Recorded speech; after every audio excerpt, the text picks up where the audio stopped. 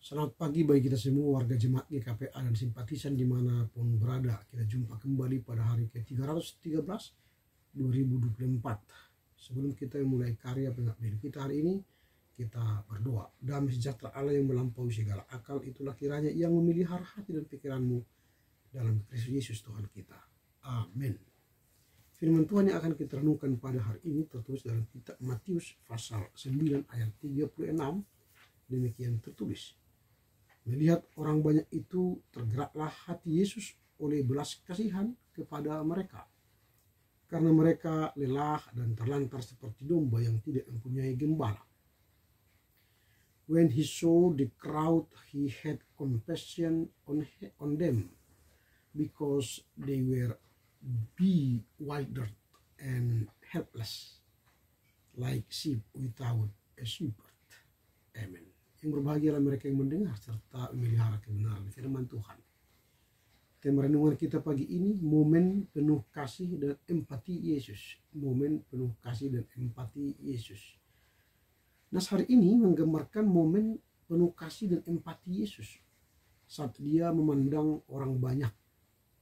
Ayat ini menyatakan melihat orang banyak itu, tergeraklah hati Yesus oleh belas kasihan kepada mereka, karena mereka lelah dan terlantar seperti domba yang tidak mempunyai gembala. Renungan dari ayat ini mengajarkan kita tentang makna kasih yang sejati dan kepekaan hati terhadap sesama. Yesus sedang melihat dari kerumunan itu, tetapi dia tidak hanya sekedar melihat, tetapi dia memberi sesuatu, rasa empati kepada mereka. Dia melihat hati, pergumulan, dan kekosongan rohani mereka. Seperti domba tanpa gembala, orang-orang ini tidak memiliki pemimpin yang membimbing mereka ke jalan kebenaran dan pengharapan. Gambaran ini melukiskan kondisi manusia yang sering merasa hilang, bingung, dan terbebani oleh berbagai persoalan hidup. Nah, Yesus menunjukkan belas kasihan bukan sekedar perasaan, tetapi dorongan untuk bertindak. Belas kasihan Yesus memotivasinya untuk melakukan sesuatu bagi mereka, untuk mengajar, menyembuhkan, dan memberikan penghiburan. Ini menjadi teladan bagi kita untuk tetap peka terhadap kebutuhan orang di sekitar kita.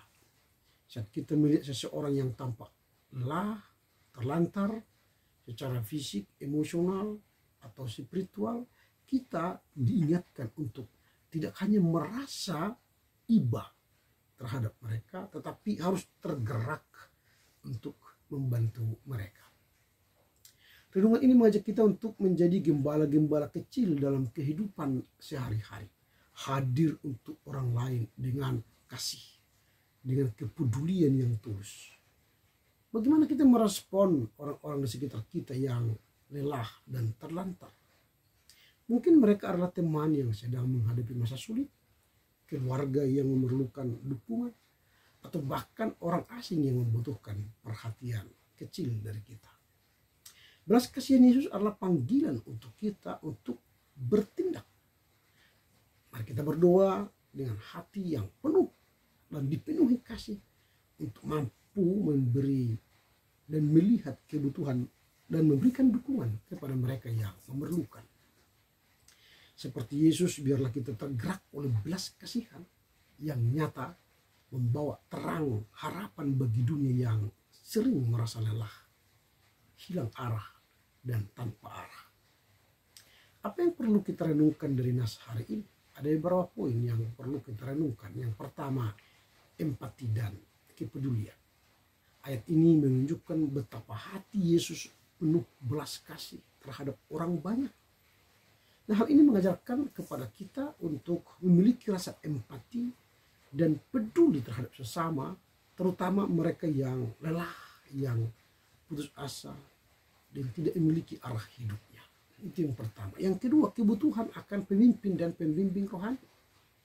ungkapan seperti domba yang tidak mempunyai gembala menggambarkan betapa pentingnya kehadiran seorang pemimpin atau gembala yang dapat mengerahkan, melindungi, dan menuntun orang ke jalan yang benar.